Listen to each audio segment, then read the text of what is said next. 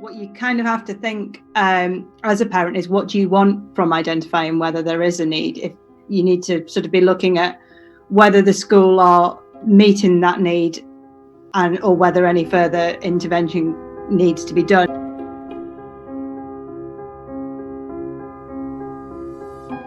Can we start off by you introducing who you are and your work and what you do? Yeah. So I'm Sue Dunne. I own the company Ruby Education, which is an SEN consultancy business, which is, I'm hoping to be able to go out to different schools and give them advice on SEN and working with children with SEN. I deliver training sessions, and I'm able to do educational testing for children. Prior to that, I've worked all over the world as a SENCO. I've worked in Russia, I've worked in Egypt, I've worked in Kenya. I'm currently working in the UK as a SENCO in a small primary school, as well as doing the business as well, just to keep my hand in and make sure everything I'm giving is up to date and in line with everything else. So yeah, so that's me. So you've had a very colourful career up till now, and certainly I'm sure you've got plenty of stories to tell us. So, I mean, one of the things that I wanted to kind of focus on was, if I was a newly qualified teacher, or just any teacher for that matter, and I suspect there was a special needs child in my class, or a child with a specific need in my class, what sort of observations would you suggest I make? What sort of notes, what sort of data would you suggest I collect to try and sort of piece together that jigsaw puzzle that all children come with, I suppose? Yeah, when I do training with teachers, I usually say it's like starting an investigation. When you think there's something not quite right with the child, you know, there's maybe a special need, there may be something going on at home, you don't quite know what's there. So it's like starting an investigation. So pulling together everything that you can is really helpful to the SENCO if you decide that you need to go down that route. So, you know, pulling together things like their writing, you know, if they're dyslexic, they may possibly do things like they reverse their letters a little bit. They make kind of anagrams out of words sometimes. You know, moving the letters around, having the right letters, but they're all in the wrong order and they're all back to front. Like, for example, the word bearded could come out as like the word breaded or something like that. So examples of things like that, because what I quite often get is teachers coming to me and saying, I'm really concerned about this child. And then when you start to talk to them, they can't actually give you anything specific, which they know that child and they know there's something, you know, that they need to be doing. But if I don't know the child and they're not able to give me anything concrete, it's really difficult to do anything. So gathering lots of pieces of information.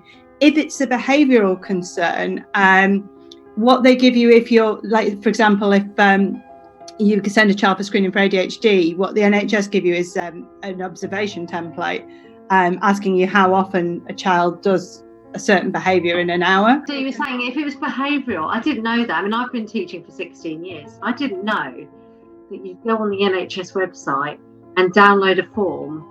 Actually they send you the form, so it's usually a form. But what's quite useful before you kind of went to decide whether you're going to go down that route is quite useful if there's a particular behaviour that's concerning you. So, for example, if a child's shouting out all the time, or if they're, you know, you're having to tell them to sit down, you know, 7 or 8 times or in an hour or whatever, it's quite useful just to keep a little tally, so that when, you know, because I have a referral form for my teachers to refer children to me, and yes, I ask them to sort of list in quite detail the major concerns, and put in something like, you know, within an hour lesson I have to tell that child to sit down sort of 7 or 8 times, or I have to redirect them to their work 10 or 15 times. They can only focus for this amount of time.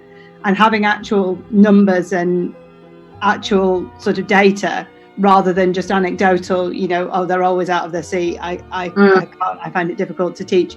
It's useful to have. And it's also, when you start interventions with that child, that's useful for showing progress. You know, if you think, if we're starting to do interventions and things like that, and you're wondering how do you measure if those interventions are working, you can look back at what you were doing at the beginning, and maybe you had to redirect that child 7 or 8 times in a lesson earlier, but now actually it's only 2 or 3 because you've been working with them on strategies to avoid that, and it's working. So it's a good way of measuring as well.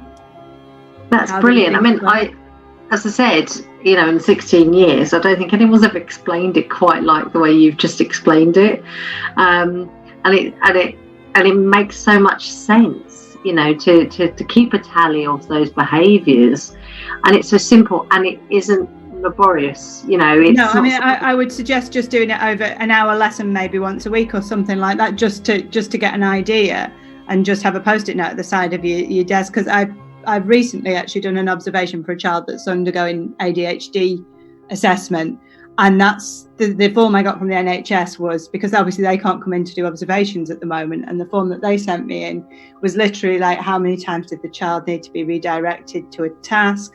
Did they display behaviour that showed no inhibitions, and how many times within an hour slot did that happen? Did they shout out?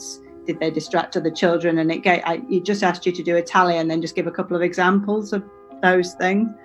But it's just useful because I get an awful lot of anecdotal information, and it's quite difficult then to say, well, is that a problem, or is that child's just struggling just to settle down at the moment, or is this an ongoing problem, and is it still happening, a couple of weeks later? Is it still happening to the same degree, and things like that? So over what period would you say? Because I suspect there'll be a lot of teachers out there who have got their new class.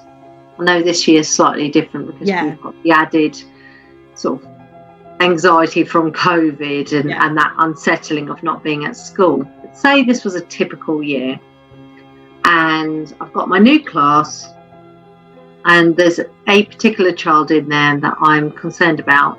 It hasn't been flagged up before, perhaps, and I think that they've got a specific need.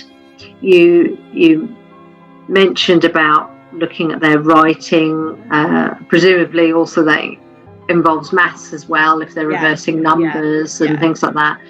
Behaviourally, if number of times you have to redirect them to their work. Over what period span would you say these observations need to happen before I go to a Senko? Because I think one thing, perhaps particularly if you're new to the profession, is worrying about going to ask for further help and admitting that you haven't quite cracked that child, they haven't quite worked out what that child's need. So how long would you say you would make these observations?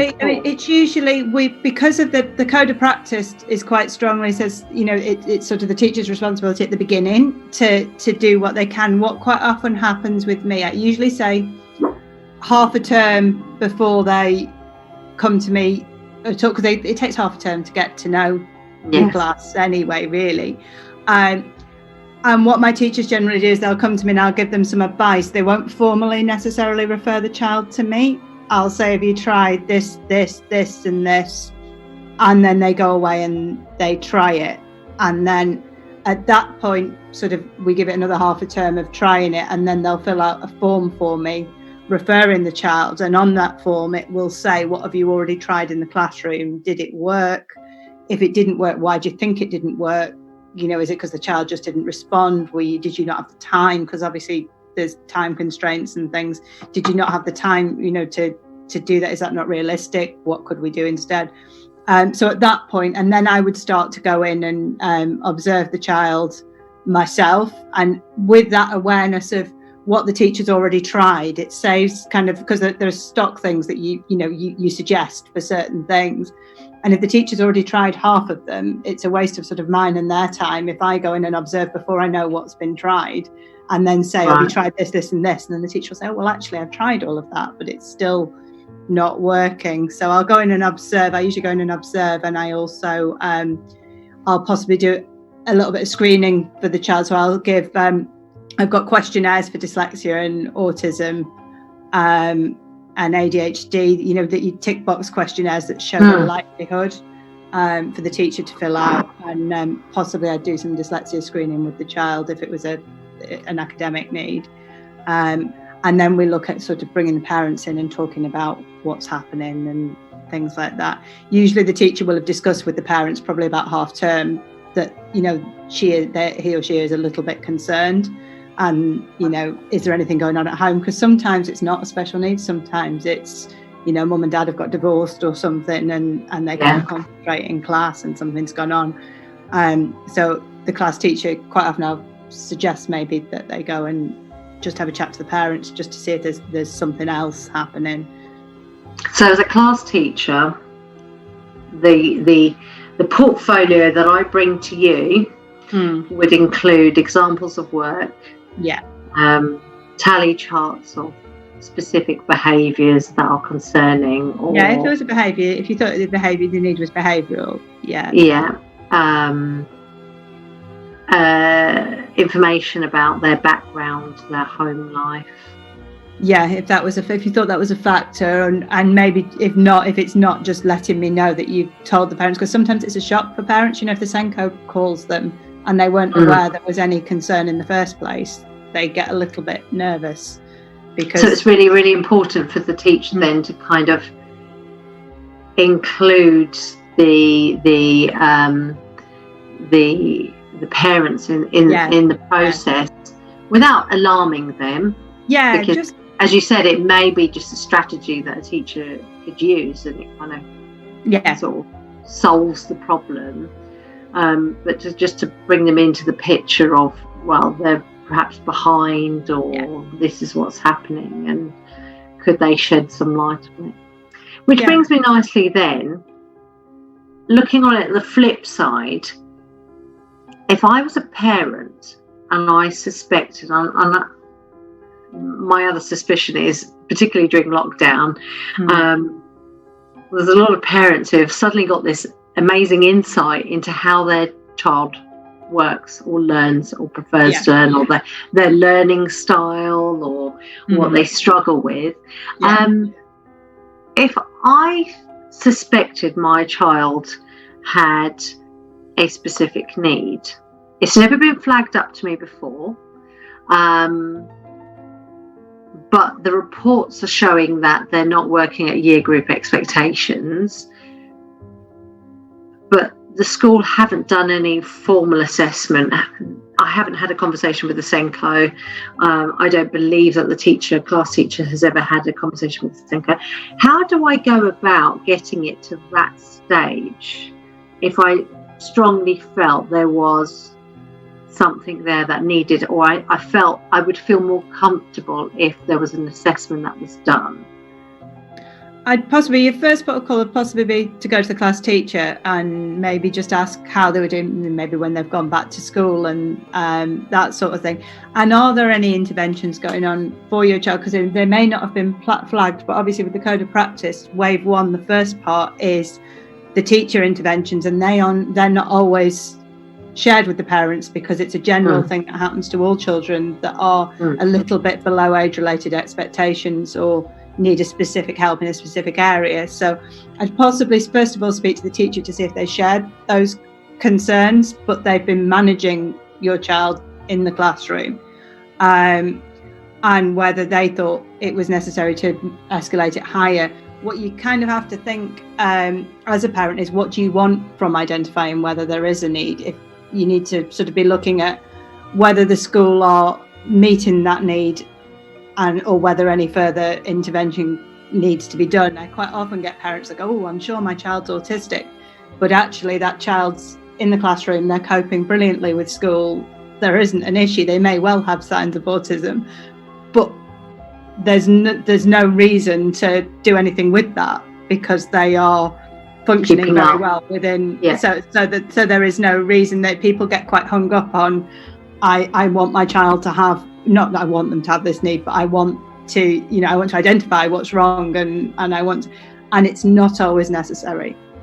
But if you did feel strongly, you could go and, once you've spoken to the teacher, see if they agree with you. If they don't agree with you, that would be quite interesting, because if your child's struggling, the teacher would be able to see that, and they would do something about it, sort of thing. So you could potentially go and have a conversation with the Senko and speak to them about what you found.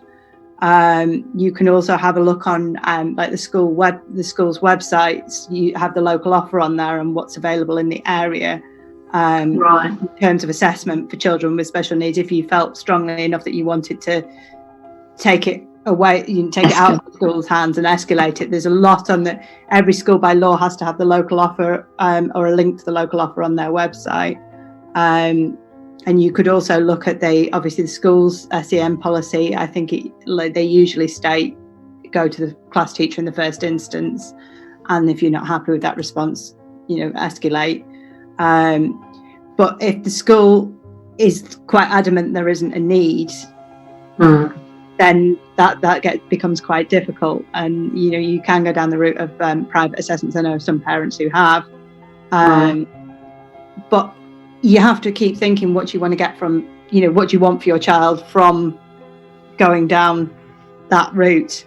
What's it going to achieve? If you think your child is of a level where they need something like an EHCP, the school would really need to agree that there was something.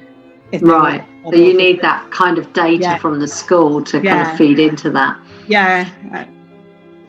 And you mentioned there something about wave 1. Can you, and I know these are huge questions and huge topics, and I know we can't possibly cover everything in a short interview, but could you sort of give me a whistle-stop view of what does wave 1 intervention look like? And then the wave 1 is what you would normally do in class. So that's quality first teaching. So teaching that you would expect to be differentiating for all needs broadly within the classroom.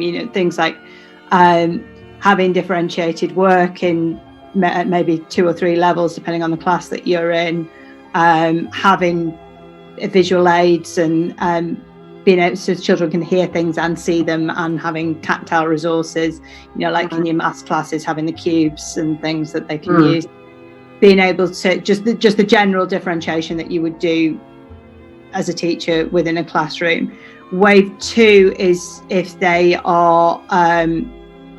need additional intervention, like your extra reading groups that you might take out of the classroom, things like that. And then wave 3 is when you get to more serious sort of interventions. Like that could be potentially one-to-one, right?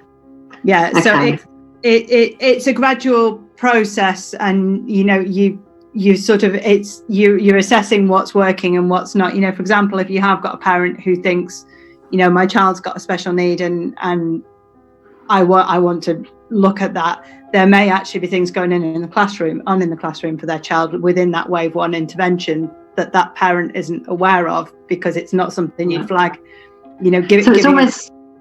So is it almost like managing the expectation of the parents, but also managing the expectation of the teacher, to kind of, to put it sort of bluntly, this is what really, if they've got this particular need, is all what they're entitled to. It's basically if the child is making progress, and you can see the progress happening, then what is working, what we're doing for that child is working.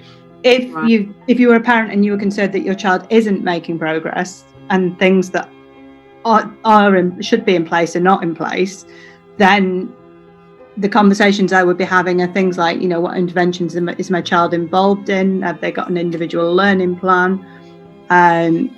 Things like, things to find out what the school are doing about it. Because if your child's not there's sort of the 2 sides really. There's a need there, but the child's actually making progress and it's being met by the school. And then there's don't fix it if it's not broke. Yeah. And then there's the child that's not making progress that you then need to sort of look at. And as a parent, I'd be asking things like, what are you doing? What groups is my child in? Right. Do they need more than that? And that's when you starting to put in sort of more interventions and asking about testing. And because the testing, really, the point of the testing is to find out where the gaps are and what we can do further. If we know where the gaps are and we're working on the gaps, there's no problem and there's no need for further intervention. But if we're struggling to get that child to make progress, then you need the testing to see what more we can do to do that. And so the key message there from what I'm getting from what you're saying is, as a parent, the key thing is, are they making progress or not? If they are making progress, really what interventions are in place at the moment are sufficient because they're making the progress. But if they're not, so if I was a parent, one of the questions I could be asking is, are they making progress? What interventions are they having currently? And that kind of adding to that sort of data. Also, is there anything you can be doing at home? Because things like children that struggle with things like memory and things like that, you can be playing games with them at home and doing things like that to help them to improve. Playing games like, I went to the shops and I bought this and this, and the old-fashioned games where you had to remember. Is it called Kim's List or something? Yeah. Doing those kind of things with your child at home, if you can, particularly with like dyslexic children who struggle with memory, children with ADHD struggle with their concentration, things like that. Simple things you can do at home. Giving them shopping to remember when you're going out, and you're giving them a list to try and remember in their heads and things like that. Just a short one. But things like that you can do at home to help them. But asking the teachers, is there anything we could be working on at home that would help? Thank you for watching. I hope you found it enjoyable and useful. In the comment box below, please put a question or a comment about the video. To grow our community more and help other teachers out there, please subscribe to the channel and share our posts and videos. Thank you.